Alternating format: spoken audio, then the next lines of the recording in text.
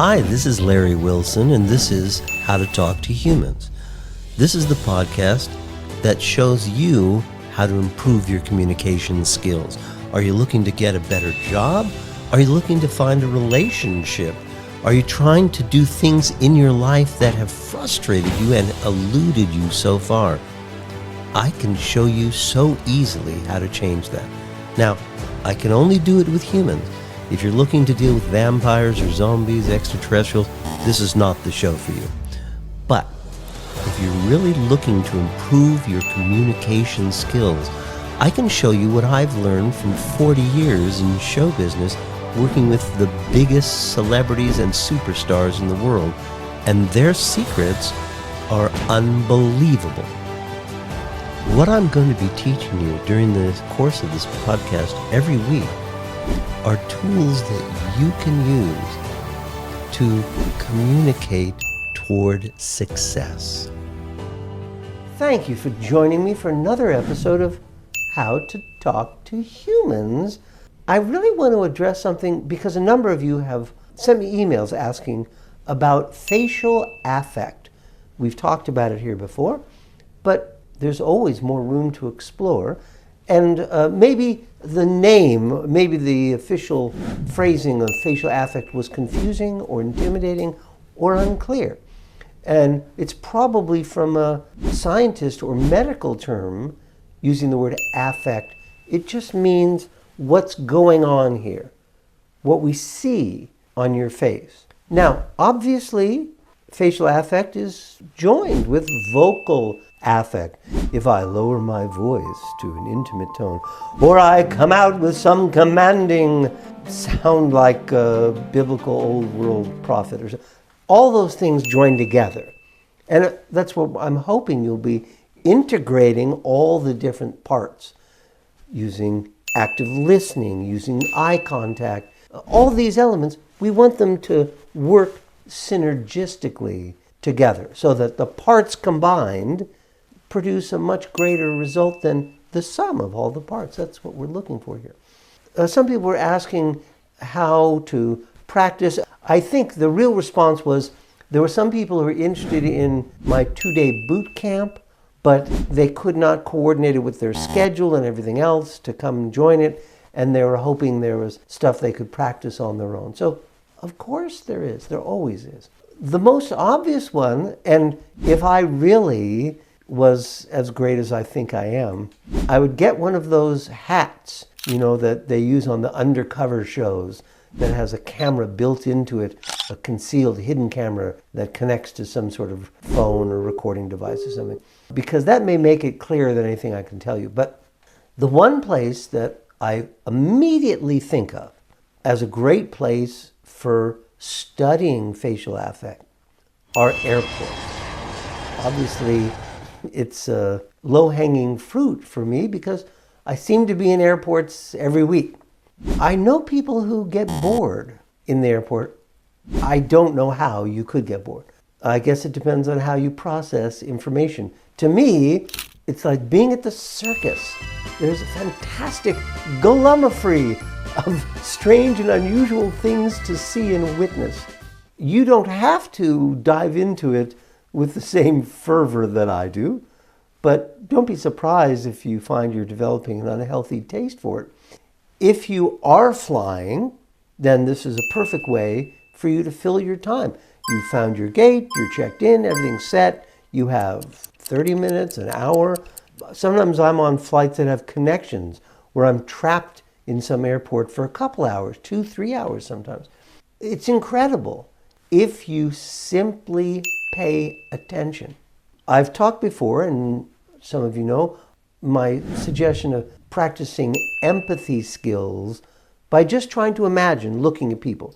But let's bring that down even simpler on a smaller level. Just examine people's faces who are all around you. Sometimes if I'm in a busy airport like Denver or Dallas-Fort Worth, I avoid Chicago O'Hare at all costs. But those kinds of airports where there's so many people, sometimes I'll be walking along, I'll just stop like a stone in the river and let the hordes pass over me, and I'm looking at their faces. There's so much semiotic information that you can observe. There's so much information coming off their faces. If I had to guess, I would guess that 99% of the people are completely unaware. Maybe I'm cheating you. Maybe I should really say 100%, except there are some people like me who are familiar with facial affect and have trained and have spent time and energy and attention on what's going on. But the vast majority of people are not aware of what they look like. They have a mirror at home. You know, there's a funny thing. Sometimes you'll see somebody who one part of them, maybe they have fantastic shoulders, and you see them someplace. This doesn't have to be in an airport, it could be in, and you'll say, wow, that person's shoulders really look great. But their hair is a mess, and their clothes are a mess, and there's all kinds of problems. Like, you think, how did that person not see that at home looking in the mirror? Well, because a lot of times people simply focus on what they like or what they think of as their assets. So they may look in the mirror, they may say, oh, I have such nice eyelashes. That may be the only thing they look at. And then they've trimmed their beard to look like an insane person, or put on makeup that looks like a clown, or, you know, they're not paying attention to that. If you look at them, you will see incredible stories coming off their faces. You will see some of them on phones. You'll see their face reflecting, I think, again, almost all of them unaware. Their faces showing you a reflection of what they're hearing on the other end of the phone or when they're speaking to someone. I know you've seen people talking on their cell phones who are gesturing. They're not even aware they're gesturing. Not on FaceTime. In other words, the other person can't see them. They're just speaking on the phone, but they're still gesturing. Listen, I'm not good, you know. Well, of course, this is not facial affect, but it is semiotic information that you can see what's going on with them. And in the process of observing that, hopefully it makes you more conscious about what your own face is doing. And as I've explained in other episodes of this podcast, that's all we're trying to do when you're doing conscious communication. You don't have to do this ever. If you wake up in the morning and go down to make breakfast for yourself and your wife or husband or kids or says good morning, you don't have to think, how would Larry handle it? You can do whatever you want. I'm talking about business. I'm talking about when you have interactions that have to do with goods or services that you buy or sell or are involved in. This can make or break your yearly income very easily, very easily. I've been talking recently with a number of people in real estate who seem to be using Wilson method techniques very successfully. And the way they phrased it to me, they said, oh, if I was able to just make one extra sale a year, that's a huge difference in my yearly income. One sale. There's one person in particular who trained with me who, according to him, says, oh, yeah, I've added hundreds of thousands of dollars to my bottom line using the stuff you taught me. I'm not sure exactly how you measure that. I guess you look at last year before you trained with me and this year after you trained. I don't know, but I think it's fantastic if that's the case. What a great result. Fantastic result. So depending on what your business is or how you're involved in it, little tiny incremental changes can have a huge impact. And I wanted to suggest, I know this is funny, but another place that's a great place for studying facial affect. And that is, based on my life experience, so many years I've spent working in casinos. And when I'm performing in Las Vegas, or Atlantic City, or Lake Tahoe, Reno, I'm only working about an hour a night. It's not like a regular, normal job. So I have a lot of free time on my hands. And I find myself, over the years, gravitating to the poker table. Now, in other places, I'll tell you again, I'll mention again, but this goes back many, many years. When I first started working in Las Vegas, I would go to the poker table and, I'm sort of a friendly, gregarious guy. I'd get talking with people and be friendly.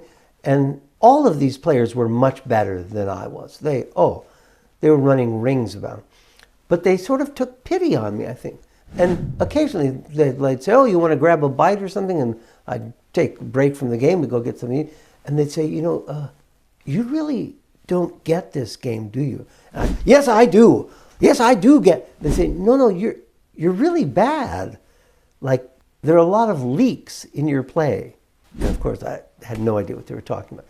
And they would take pity on me. And I remember one guy writing on a cocktail napkin or a paper napkin in the coffee shop some rules for me, number 1, number 2. And he was trying to help me. And my game gradually improved because I was being tutored by people who were experts.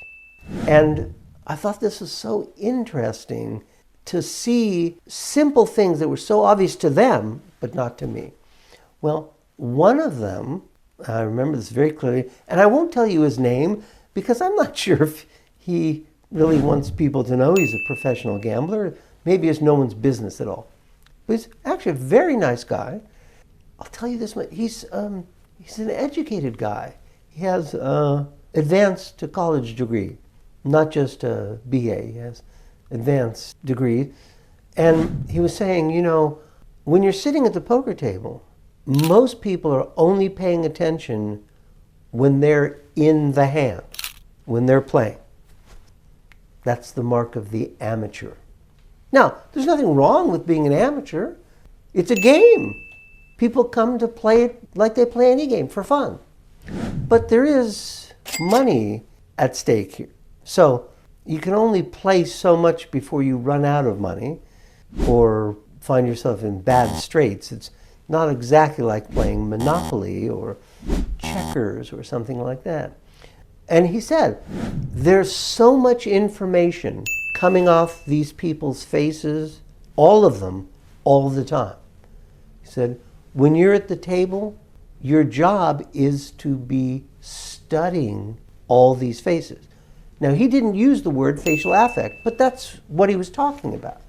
And he used a different kind of language. I'm also not going to reference that because I don't want to blow someone's cover here, but he was talking about semiotic information. Now, in this particular instance, this is a perfect example, it's very specific to this game. It might carry over to other elements of their lives or business. You never know. But as far as we're concerned, it's just about this game. And so he was explaining, he said, I want you to see where people's eyes go. I want you to see all these muscles around their eyes. Do they flex? Do they tighten? I want you to see muscles here around their cheeks and their jawline. All the things that are happening with their faces, for the most part, are unconscious. They're not even aware of it. But, as he was quick to point out, then there are always the ones we call Hollywood, because those are the players who think they're going to do an act. Now, I will tell you this. Many years ago, I was playing in a game, sort of a friendly industry game in Los Angeles, and the actor Jerry O'Connell was in the game.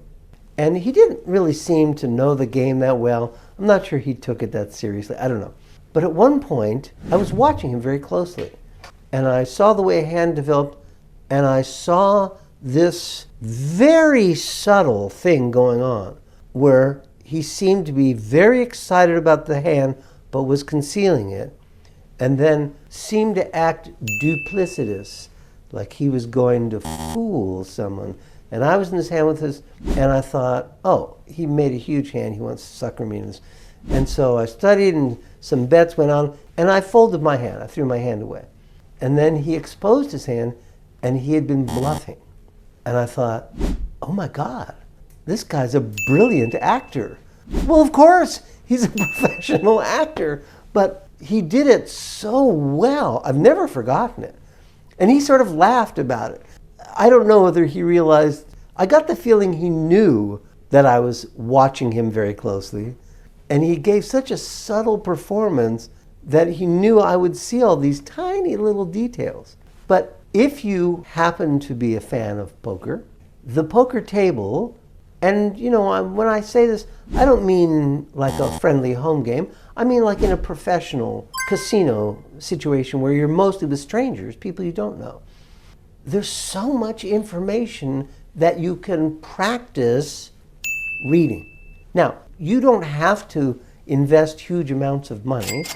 You could buy into a poker table for, I don't know, depending on what the limit was, for $50 or $100, and sit there for hours and not play any hands. And I guess maybe antes or blind bets, it might cost you a little bit. But the idea is, it's again an opportunity, like I was saying about airports, where the majority of people have no idea what's going on here. It doesn't mean you have to act on that information. But if you want to become an expert at facial affect and reading facial affect and reading semiotic information, I don't know if there's a better laboratory for you than the poker table.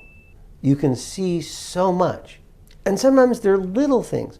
Sometimes they're really obvious things. They aren't an actor of the skill of Jerry O'Connell. So they aren't doing they're doing something really big. They pick up their hand, they go, "Ah!" like this. Well, that probably means they're really happy and they want you to think they're unhappy, And in the same way, sometimes where someone will pick up their cards and go, and like they're trying to tell you, "Ooh, I have a big hand." It usually means they're busted, they have nothing. But there's so much information there. If you will study it, you will learn. There'll be some players will give you a baseline where nothing's going on until they pick up a good hand. Then there are other people whose faces maybe are very expressive and everything is coming out. "Oh, I hate this. Oh, I'm delighted. Oh, I'm confused by this. Oh, I don't know what to." They may be showing you all kinds of stuff. But it's a perfect laboratory for you to practice looking at people's faces and in turn imagining what you're projecting with your own face. I hope you'll come back and join me again next week for another episode of How to Talk to Humans. This has been Larry Wilson. I want to thank you for spending this time with me, and I hope you found this information useful. If you're looking for more, you can find it at thewilsonmethod.com. There's a ton of stuff there. In fact, if you want, you can even speak to me because I'm human. Send me an email at info@wilsonmethod.com because I read every single one. I hope that you'll join us next week in this continuing journey, and you'll be with me for the next episode of How to Talk to Humans.